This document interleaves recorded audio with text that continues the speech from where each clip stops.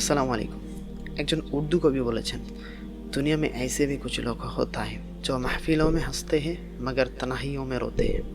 অর্থ হচ্ছে দুনিয়াতে এমন কিছু মানুষ আছে যারা লোক সমাগমে হাসে, কিন্তু যখন তারা একাকী চলে যায় তখন তারা কান্না করে। জাস্ট এর কারণ নিশ্চয়ই বুঝতে পারছো। এটা দুঃখ, কষ্ট। তো বেসিক্যালি দুঃখটা কেন আসে? দুঃখ আসে আমাদের যে পাপ কাজের ফলে। যে পাপ কাজ আমরা করি, সে পাপের আমাদের কারেন্ট শাস্তি স্বরূপ আমাদের দুঃখ আসে। তো কিভাবে?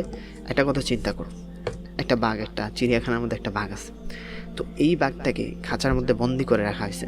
বন্দি করে রাখার পরে চারিদিকে আমাদের রডের খাঁচা।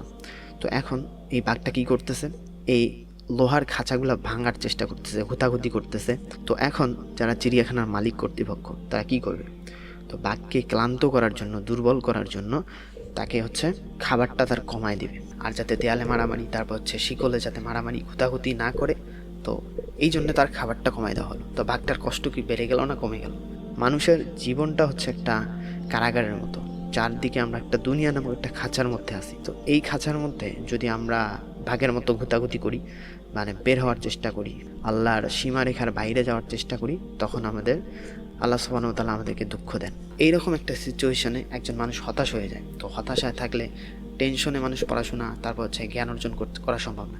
একজন দুঃখী মানুষ কিন্তু জ্ঞানী হতে পারে না, কারণ দুঃখ মানুষের মনোযোগ দেওয়ার যে ক্যাপাসিটি আছে সেটাকে একবারে নষ্ট করে দেয়। তো একটা উদাহরণ চিন্তা করো। আচ্ছা, একটা ছেলে রাস্তাঘাটে তার মেয়েদের দিকে তাকায় থাকা তার অভ্যাস। তো এখন সে যখনই রাস্তাঘাটে যায় তখন সুন্দরী মেয়েদের দিকে তাকায় থাকে। তারপর ফোনে, তো তার এটা একটা এডিকশন লেভেলে চলে গেছে। তো এখন তার সবসময় এগুলা নিয়েই চিন্তা ভাব। তো যখন সে পড়াশোনা করতে আসে তখন সে এগুলাই কল্পনা করে, যে মানে খারাপ খারাপ চিন্তা ভাবনা করে। তো এখন সে এই অবস্থায় কিন্তু পড়াশোনায় কনসেন্ট্রেট করতে পারবে না। একে তো এটা পাপ কাজের ফলে তার প্রথমত তার সবসময় হাই লেভেলের কিছু দেখার আগ্রহ জন্মাবে।